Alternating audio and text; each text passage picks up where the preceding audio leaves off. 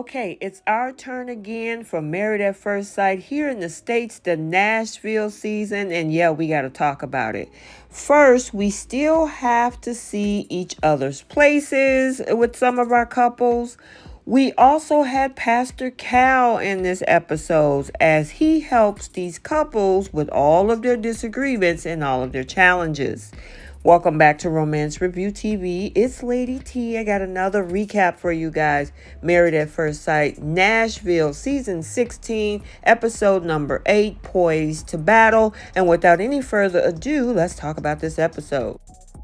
So, as we can tell by this latest episode titled Poised for Battle, things are not going too smoothly in this process for some of our couples, whether it's disagreements over the living situations or the challenges of getting to know the pets and whether they get along. We have to unpack all of this drama. So first, as the couples continue moving items from their own spaces into the shared apartments, Nicole is introduced to Chris's dogs, who greet her enthusiastically, so that went well. And then meanwhile, McKinley sees Domynique's apartment, where she offers him the opportunity to kind of look around and ask some questions, but he barely shows any interest, which made that whole situation extremely awkward. Clint gets to meet Gina's dog, and while he's positive about the whole move-in experience, on the flip side, Gina, she's nervous and she's hesitant and admits that she's not sure that she actually want to move in together right away. Now, Clint makes it clear he wants to make things work and stick it out despite their lack of connection early on.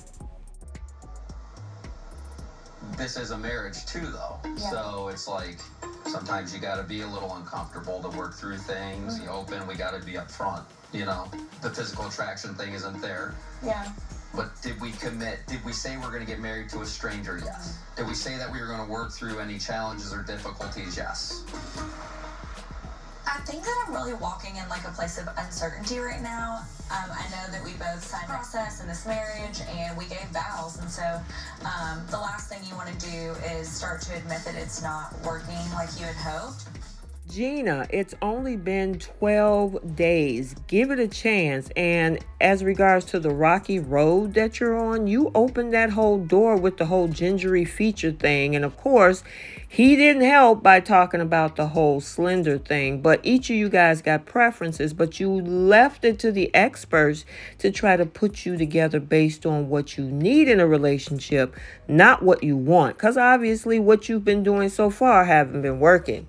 Now, when it comes to Jasmine and Eris, things are looking pretty good. It's going well at her apartment, where she shows off her pageant crowns and introduces him to the puppies that he was so nervous about living with. Meanwhile, with Kirsten, she shows off her minimalist space to a very surprised Shaquille, who can't get over how unlived in her home seemed. He was describing it as if she looked like she just moved into her apartment. But he is also concerned about how disorganized her whole closet is as well, because look like, according to what we know from Shaquille, he is a neat freak. So let's talk about the woes and the worries, which brings us back to Domynique questioning McKinley about how he's doing. And he points out that she's complaining about a lot of things when it comes to him, and it's frustrating to him. They further argue when he brings up his dog, who doesn't currently live with him because he's been waiting to settle into Nashville before moving his pet from Michigan. And he explains that he finds it very upsetting that Domynique wouldn't ask how the dog was doing. But she counters that the puppy mustn't be that important if he's still living separately from the animal itself. So they're arguing over this dog. And needless to say, things are just not going great for these two at all. And that even continues when they arrive at their shared apartment, only for Domynique to inform McKinley that she will be delaying her move into that space. And boy, moms, do not sign your daughters up for a show where you marry a stranger. Now, meanwhile, with Nicole, she is nervous to introduce her dog to Chris and his dogs, but surprisingly, everyone gets along well. And back over to Gina and Clint. Gina continues to put distance between herself and Clint by refusing to move in despite him suggesting that they live in separate bedrooms and use separate bathrooms in their shared apartment. He wants to try to stay and figure this out. So now it's time for Pastor Cal to make house calls and the final half of the show, beginning with Jasmine and Eris. Now, during their session, Eris admits that he is stressed out during the honeymoon because of Jasmine's greater attraction to him. But he's coming around in other ways, admitting that physical contact is helping in building their relationship, which is a good thing. Now, Jasmine appreciates his honesty, and Pastor Cal seems very hopeful for this pair as they continue to make positive progress. As for Gina and Clint, Pastor Cal questioned why she isn't eager to move in together, pointing out that it's only serving to keep the two of them more separate than growing together. I'm a little nervous. Yeah? I just don't know how I'm feeling about like the whole moving in right away. Why is that? And nothing romantic, and that's like a huge part of being in a marriage. Yeah. Something's like seriously missing. I understand that. You didn't move in. That's not right. The only time I encourage couples to take time apart is if there's major hostility. This notion of, hey, let's take some time away and figure it out. Well, who are you figuring it out with? No. I need to know, are we moving forward? Or is this the day that we decide we're getting a divorce? Because if you continue to be separate, let's call it what it is. It's a step towards your demise. Yeah, he stated that if there's severe hostility, that's the reason. Kind of like what we saw with the Chris and Alyssa situation in previous seasons. This is something that she just don't feel like it. And I know they had the issues with the comments throwing back and forth at each other, but as much as I have my issues with production, these people still pay a lot of money to produce this, pay for those apartments, and for you to just figure out, well, I don't want to move in. Why are they paying for you to be on the show out of thousands of people that tried out for the show? So, Gina, yeah, you're going to have to make this work. You signed a contract. You married the guy sight unseen. And, yeah, you got to stay in the apartment. Unless there's something else going on deeper than this, put in the work. So now Pastor Cal meets with Kirsten and Shaquille and discuss her issues with his joking nature. I mean, seriously, what's wrong with having a sense of humor? Most ladies like a sense of humor, but she's saying it's a time and place for everything. However, Pastor Cal points out that she needs to let him be a little cheesy every now and then. Now, despite Kirsten says that there's been no chemistry, she admits that these things are improving between her and Shaquille, and he says that she's been a little bit more open. Now, ultimately, Pastor Cal's advice is that they open up even more to each other so they can get right back on track. So now with Pastor Cal over at Chris and Nicole, they welcome him into their space where they reveal that they are really happy with each other so far. And even though Chris has gotten a taste of Nicole's hot-headedness, it hasn't scared him off so far.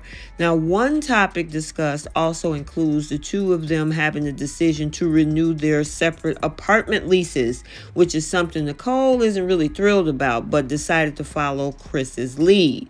However, Pastor Cal said that the two of them will not want to live separately after the experiment. Of course, because they need to build upon the marriage. So hopefully any concerns on Nicole's end will be comforted by the expert's words. However, he did ask if they actually said the L word to each other, and this is their response. Have you guys used, no one has used the L word No. yet? Okay. No. But what do I ask you every day? You ask if decision day was today, what would I say? What do you say every day? Say yes. You ask them every day. Every day. Tell me why. So it kind of started as a joke, but now it's kind of like a temperature check. Like, are we Right. still saying yes 100%? Are we saying maybe? Here's what I want you to kind of just give some pause to. Yeah. Now, right now things are going great. Right. So that works.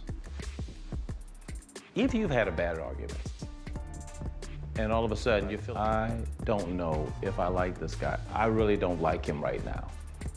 and you ask him that question, when you're in a valley and not on a mountain, it's going to affect you guys. Yeah. Because all of a sudden, okay, oh God, my marriage is in trouble. Oh, okay, what's wrong? Okay. It's going to send you to an unnecessary tailspin.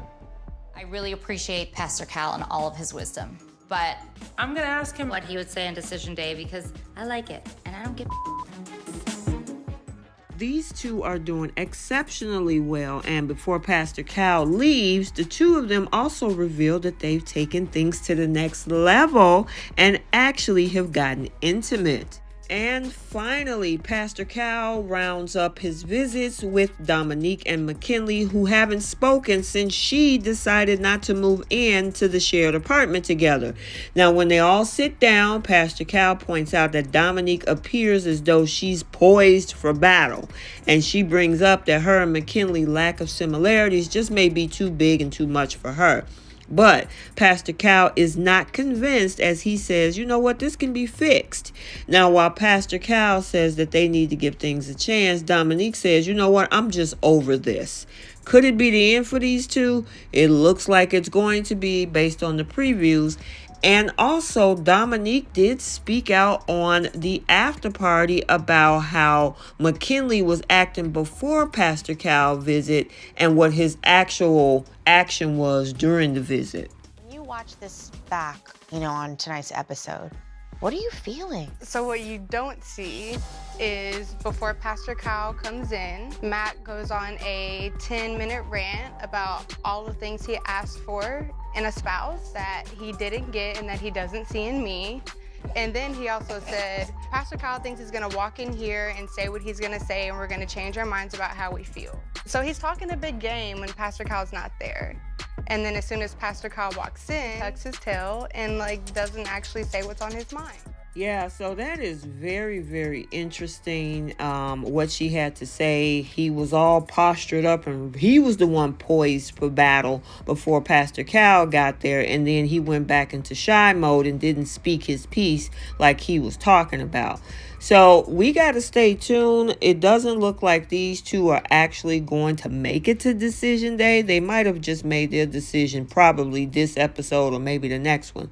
But the only way we'll find out is we got to stay tuned.